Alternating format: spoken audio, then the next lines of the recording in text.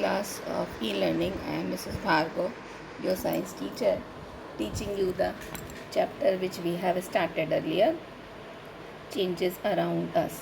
In this chapter, we will start with the application of expansion and contraction of matter.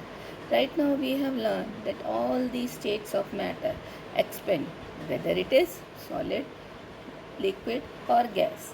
Or we have seen the various examples of it, like when we are using the bullock carts, so its cart's wheel is made up of wood and it is fixed with iron rim by heating the iron rim, and this way we are using such applications. We have discussed all the applications. Now few more applications of expansion as well as contraction. Once a metal expand, but after that it contracts also on cooling. So this is a property of metals. By utilizing this property, we will discuss few things, why we are doing so, why we are doing such. So these are few things which we are discussing here. In high-rise buildings, columns and beams have iron rods inside. जो ऊंची ऊंची buildings होती हैं उनके अंदर जो columns होते हैं जो आयरन के बने होते हैं, जिसके बीच बीच में गाटर और मोटर और सीमेंट फिल किया जाता है, और बीम्स होती हैं, उन सबको हमें एक्सपेंशन को एडजस्ट करने के लिए उनके बीच बीच में एक्सपेंशन गैप्स बनाने पड़ते हैं, जिससे कि जब कभी मेटल विल एक्सपेंड, उसके अंदर आयरन होता है, when it will expand there won't be any losses to that building. So इस तरह के एक्सपेंशन गैप्स बनाए जाते हैं at the various joints between two beams to adjust with the expansion. दो बीम्स के बीच में और जहाँ जहाँ जॉइंट्स होते हैं, some expansion bands are made. So when beam may expand during summer, then these expansions gaps will help to accommodate the iron material there. तो जिससे कि बिल्डिंग में गैप नहीं आता. जब वो गर्मी में फैलती भी हैं अगर मेटेलिक रॉड्स, तो उसके बीच में कोई गैप नहीं आएगा और कोई क्रैक नहीं आएगा. Without these gaps the building में डेवलप क्रैक्स. अगर इस तरह के गैप्स नहीं बनाए गए तो उसके अंदर क्रैक आ जाता है. Due to pressure from expanded beams, किस वजह से जो फैल गई है बीम, उसके प्रेशर के कारण जो वॉल्स हैं और जो रूफ है उसमें क्रैक आ सकते हैं. Those of you have visited metropolitan cities, आप लोग जो मेट्रोपॉलिटन सिटीज़ में गए होंगे जहाँ पर मेट्रो रेल्स चलती हैं, तो आपने देखा होगा कि ऊपर आपके ऊपर जो है एक ट्रैक होता है जिसमें मेट्रो रेल्स चलती हैं. तो you must have observe that the rail track, अगर नहीं ऑब्जर्व किया है तो फिर कभी जाइएगा तो ज़रूर ऑब्जर्व करिएगा. रेल ट्रैक जो होता है उसमें laid for metro rail have observed that the rail track is laid on segments of cement and iron.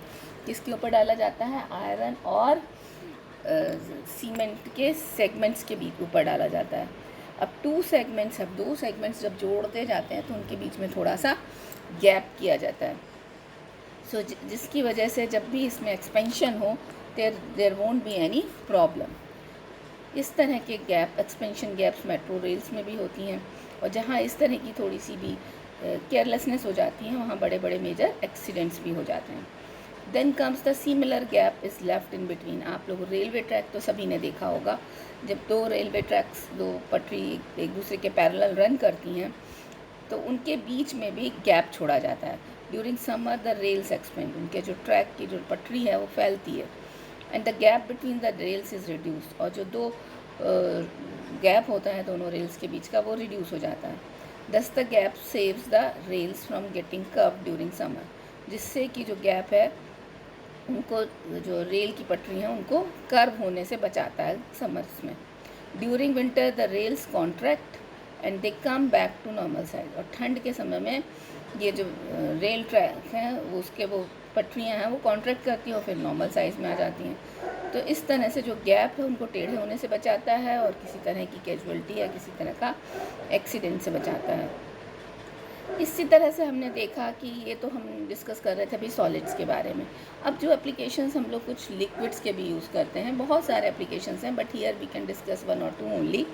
Like use of mercury in thermometer. आप सबको पता है कि थर्मामीटर के अंदर एक लिक्विड मेटल मरकरी फिल होती है, और मरकरी कैसा होता है? लस्ट्रस होता है, मतलब शाइनी होता है, नॉन स्टिकी होता है, इसलिए वो हमको क्लियरली देख सकते हैं हम उसको।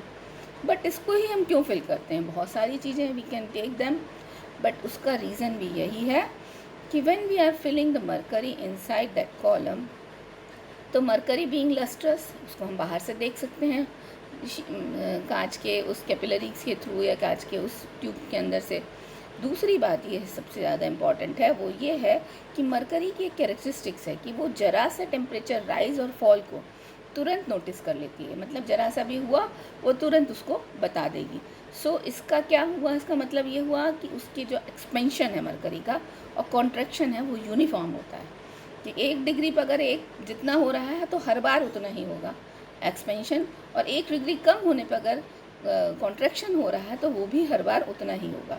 तो this property of having special characteristics of expanding और contracting uniformly with every degree rise और लोअरिंग इन टेम्परेचर, हर डिग्री टेम्परेचर राइज करने पर और लोअर करने पर जो यूनिफॉर्म कॉन्ट्रैक्शन और यूनिफॉर्म एक्सपेंशन है, इस प्रॉपर्टी की वजह से हम लोग मरकरी को फिल करते हैं थर्मामीटर्स में to measure the temperature of body. अब ये तो गैसेस का हो गया, सॉलिड्स का हमने देखा।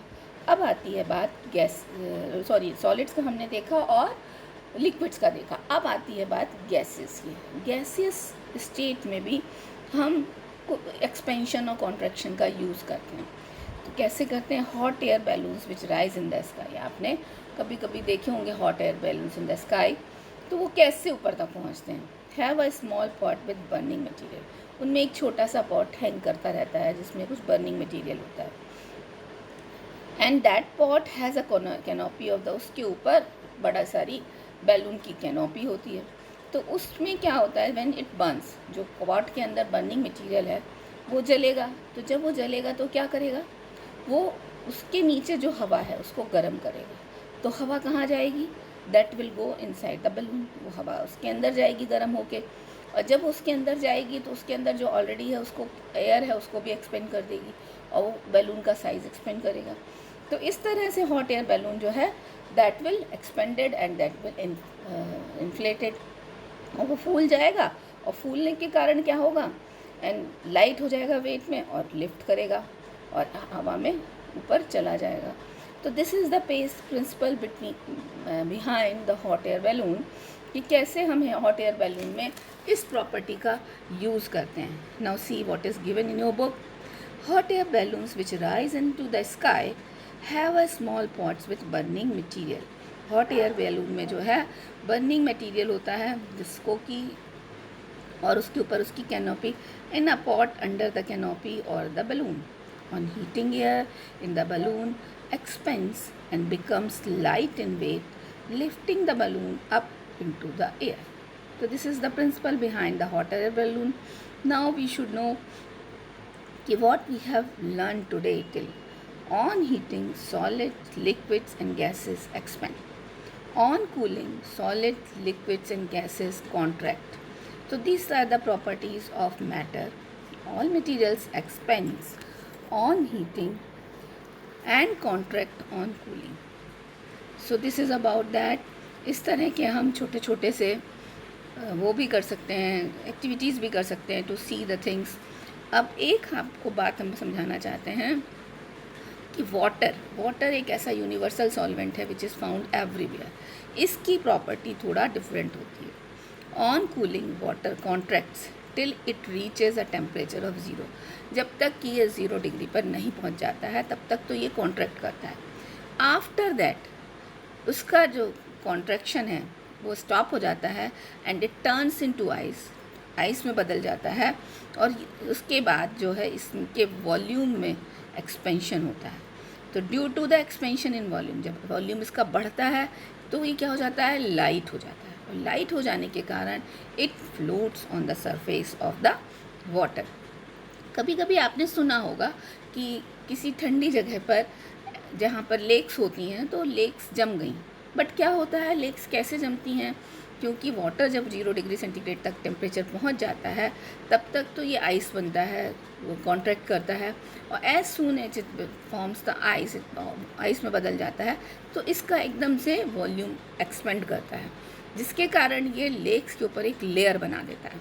उस लेयर की वजह से नीचे जो एनिमल्स हैं वो वाटर में ही रहते हैं और it covers the entire water surface.